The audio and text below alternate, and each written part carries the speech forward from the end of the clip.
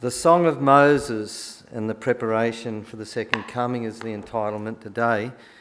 I don't know what it's like in your travels, but in mine, we, even on the news last night, we're hearing about doomsday preppers. And I thought to myself, are we doomsday preppers? Not really, are we? We're preppers for the kingdom. That's not doomsday. That's a beautiful thought. And I was actually demolishing a house with this particular fellow. I won't mention his name because some of you might know him or know of him. We were demolishing these bricks and he wanted a certain portion of them, and so did I, because I was doing a driveway up. And we were taking them to his place and we were offloading all these bricks, and I noticed in his backyard there were mounds and mounds, like really big mounds of soil. And I thought, in a domestic place in Cooma, what would their mounds of soil be doing in the backyard? So I asked him what was it all about, and he said, well, I'm digging a hole underneath my house to, in preparation for doomsday. And I thought, wow, there's a lot of soil. Can I have a look? And I was really starting to get curious about this, how big the hole must be underneath his house, because of the amount of soil that came out. And he wouldn't show me. But he told me a little bit about it. He said it was dug where the kitchen is, so he's got this staircase at the kitchen. I don't know what his wife would have thought about that.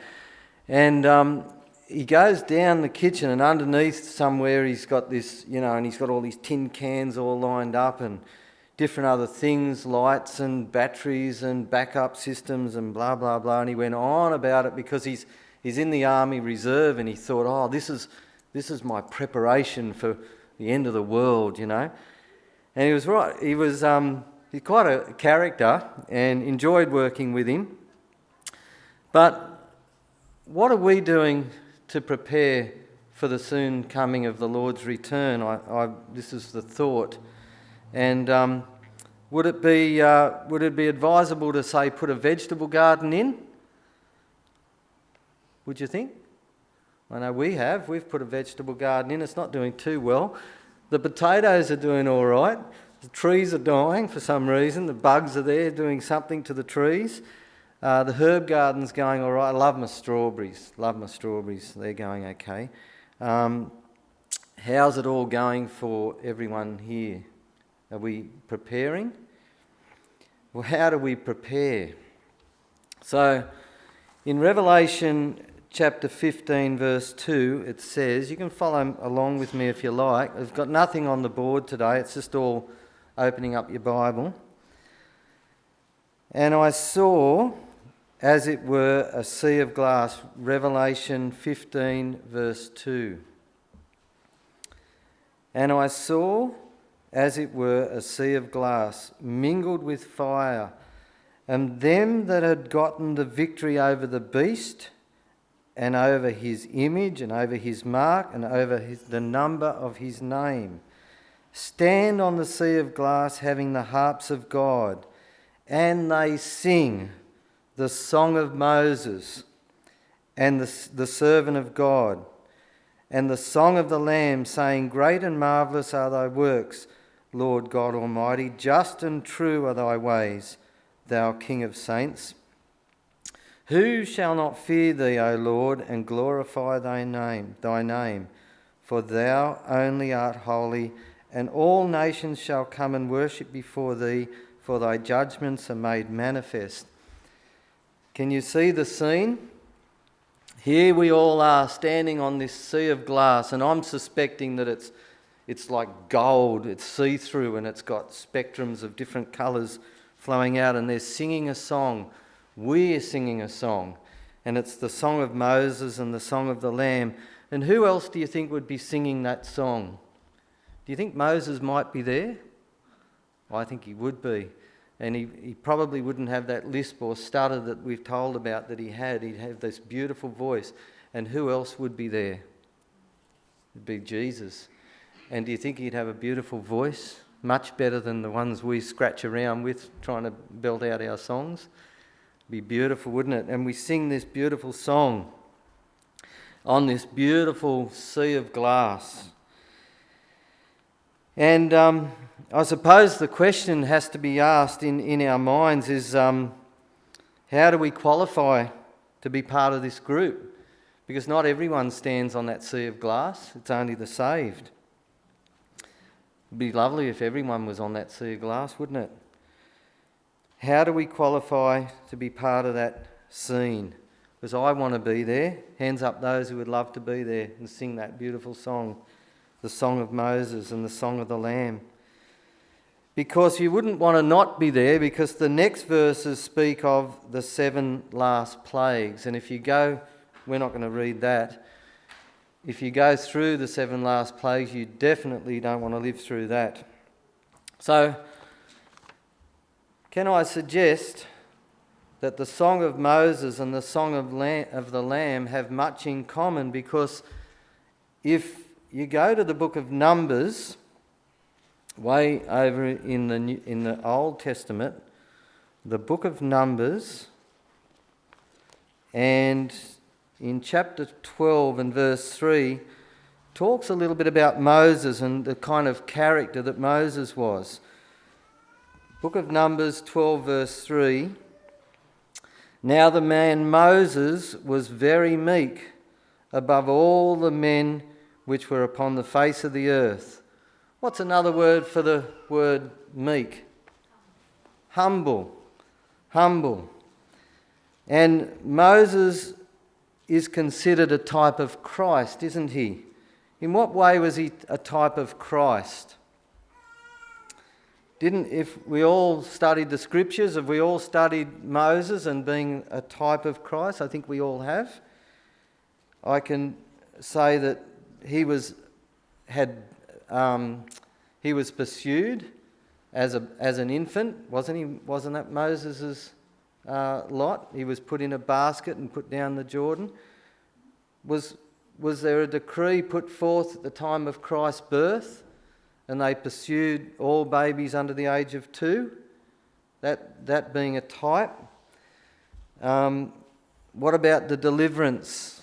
Moses taking the people through the Red Sea to the Promised Land. Is there a Promised Land that we're hoping for, that Jesus will deliver us to? What about that sea of glass? I think that Jesus is a type of Moses is a type of Christ, and that the Song of Moses has got a lot to do with the Song of Christ because of their character, the types of characters that they were. And he was meek. But what does Jesus say?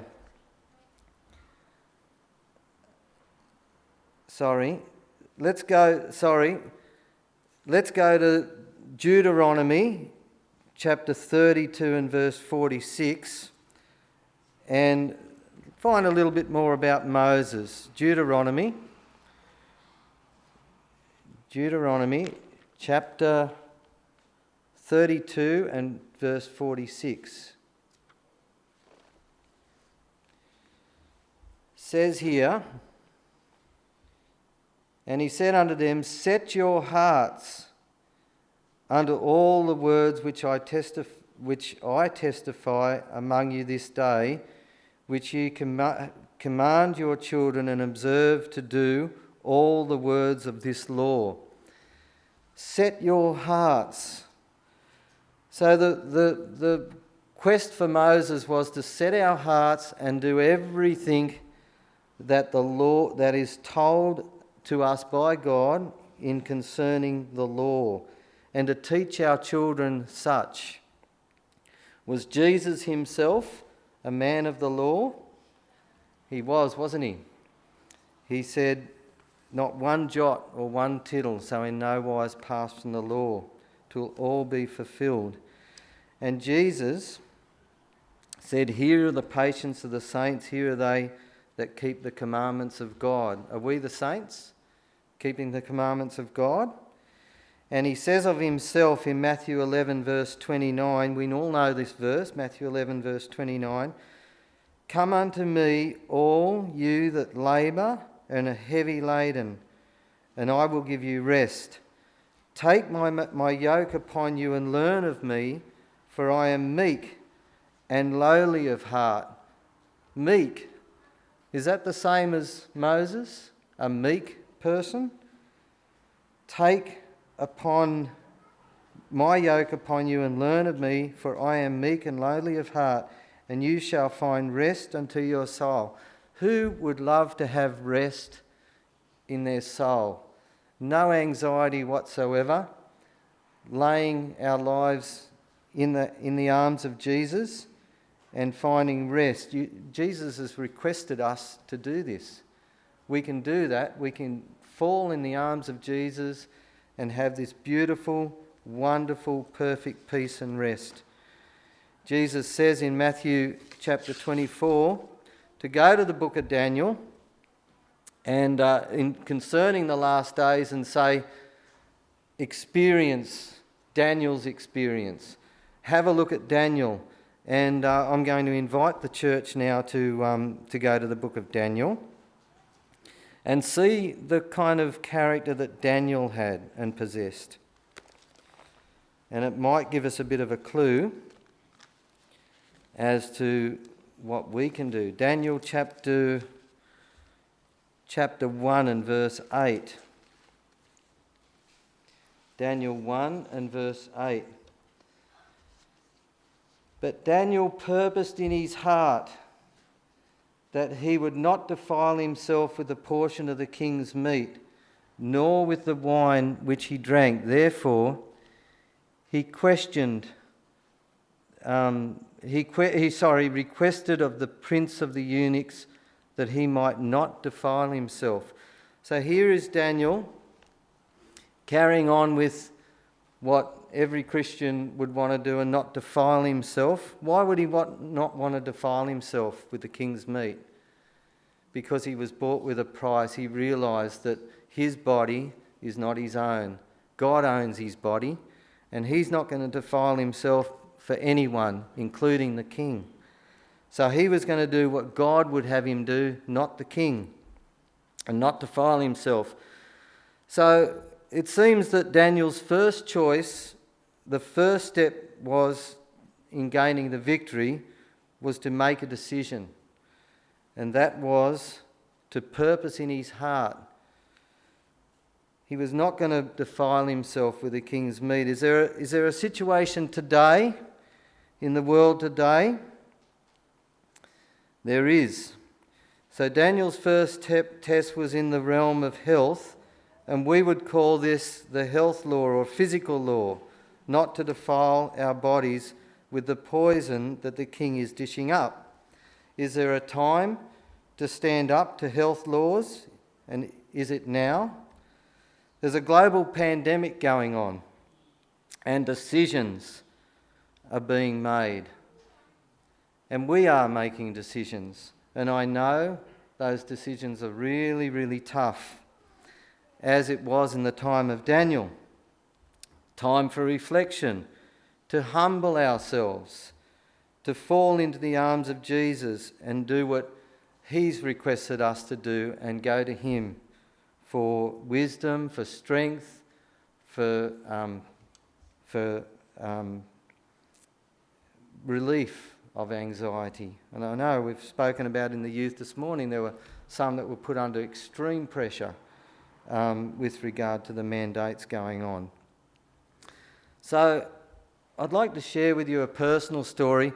A lot of what's been going on in my life has not been in the realm of health because my work's seemingly unaffected so far. However, God is putting it in such a way for me, it's my personal experience, that I'm running into people that I've had issues with in the past. I know I inadvertently rang someone one morning and they said, "Matt, it's me," And I said, "Oh, who's this?" And we spoke about it, and the last time we spoke it wasn't real good. And so we made amends with the situation in that phone call. And I believe God had a reason why I inadvertently rang him on my phone.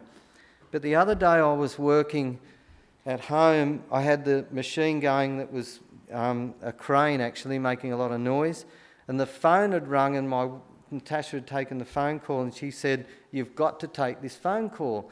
And I said, no, I am busy. There's a time when you just cannot take a phone call. She said, "This one you're going to want to take." And I said, "All right, if I must." "Who is it?" "It's Kelvin. It's my brother." I haven't spoken to Kelvin for about 3 or 4 years. We had a business deal some 5 or 6 years ago, and it all went belly-shaped, and we'd had words, and we'd fallen out. This is a brother. This is not just anybody in my life, and I can assure you it was very devastating for me. The lack of sleep, the anxiety, the pressure, the hurt, the pain that I was experiencing was because of all this. Kelvin said, "How are you going, Matthew?" And I said, "I'm going okay, Kelvin. How are you going? I'm actually in the middle of something right now, but I want to take your call. You're important to me. You're my brother, And there was silence on the other end of the phone.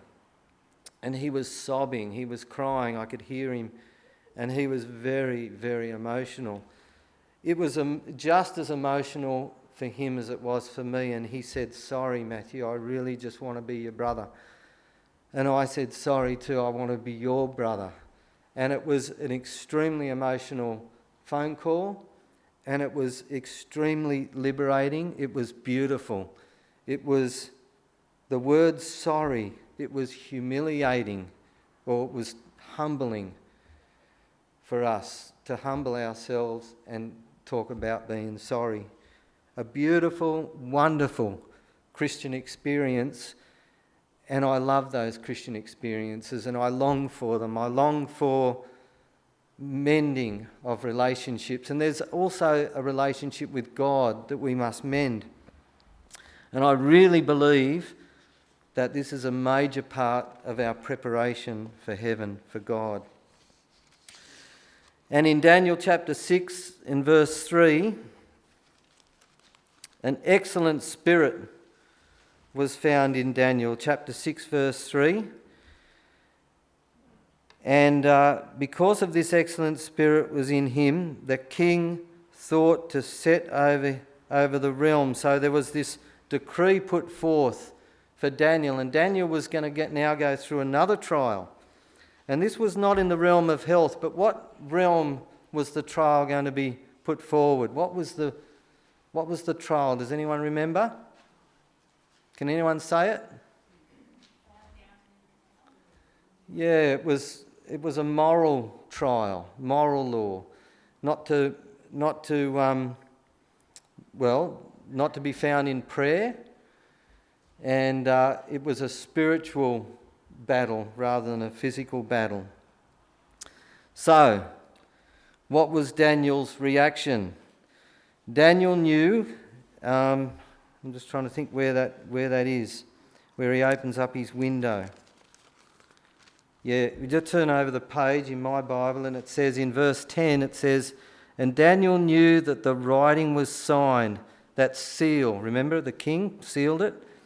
"And he went into the house, and his windows being open in the chamber towards Jerusalem, he kneeled upon his knee 3 times a day and prayed and gave thanks before God, his God, as was his custom." So his custom was to go to his room. He could have easily closed the door. He knew that decree had been put forth. He could have easily just closed the door and said, "No, they don't need to know my business, and I'll pray to God in secret and privately." But he didn't. He was going to do what his custom always was, and that was to pray and let everyone see that he was a man of God. Do we have a similar situation? Are we going to be in a similar situation for the future? Well, it's anyone's guess, isn't it? I'm just guessing. But are they not passing religious laws as we speak? During the week I heard something on the radio. It was concerning a passing of religious laws. Did anyone else hear that in the news?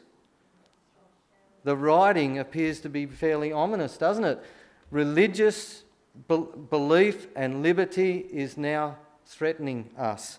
And I know that there are many today who are marching at Canberra, in the Canberra region, regarding liberty and freedom of religion. It's being questioned, it's being challenged. And we're going to be challenged one way or the other. I believe we will be challenged, as we have been the last couple of years, and it's been a trial. So, we're going to be tested one way or the other. We're the ones who have patience, who keep the commandments of God and the faith of Jesus. What is our reaction going to be at this time? We must do what Daniel did, I believe, and purpose in our hearts what we're to do, because we're not going to get a chance to sort of breathe at the time of when it's going to happen. It will happen and fall upon us quite unexpectedly if we're not ready. So, as did Daniel, he stood firm, and I believe we as Seventh-day Adventists at this time are to stand up and be bold. We're Seventh-day Adventists. We keep the seventh-day Sabbath, and we serve a God who is a creator God, and he loves us much more than we could possibly imagine. Let the world know the God who we serve. That's what I believe we should do. Keep our doors open and serve our God. So finally, in Revelation 18, if we go way back to where we sort of came from, Revelation 18, we've been given some challenges here. And remember talking to getting over the victory of the mark and the name and all that sort of thing. And in Revelation 18 verses 3 to 5 it says, "And the kings of the earth have committed fornication with her." So being the kings of the earth being the powers that be, and her being the church, the main church of Revelation. "And the merchants of this earth are waxed rich through the abundance of her delicacies." Who are the merchants? Who are the merchants? So if we follow the money trail, we'll know who the merchants are. They've been in the news for the last at least 2 years or more. Who are these people? The Bill Gates of this world, the Rockefellers, the Faucis, the main players of the money of this world. And I've done my research and I know who their spiritual leader is. Dare I say it? It's the main beast of Revelation, isn't it? Yeah. I think we all know who that is. Our focus this morning is to be on the Lamb. It's to follow him who made heaven and earth, the sea and the fountains of water. "Who shall not fear thee, O Lord, and glorify thy name? For thou only art holy, for all nations shall come to worship before thee, for thy judgments are made manifest." And if you want to read Revelation 18, we're not going to read it, you will find out the fate of the powers that be, the main beast, and what his fate is. We don't want to be part of it. The call is to come out of her, my people, and not be partakers of the plague. I heard another voice from heaven saying, "Come out of her, my people, that ye be not partakers of her sin, and receive not of the plagues." So do we want to stand on the sea of glass? Do we want to go to heaven? Do we want to be meek and humble and be like Christ? Be like Moses? Be like Daniel? Purpose in our heart what we're going to do when they bring about Sunday laws. They're not going to call it Sunday laws. They're going to call it something much more deceiving, I believe. We're going to be throwing some googlies, and we need to be ready.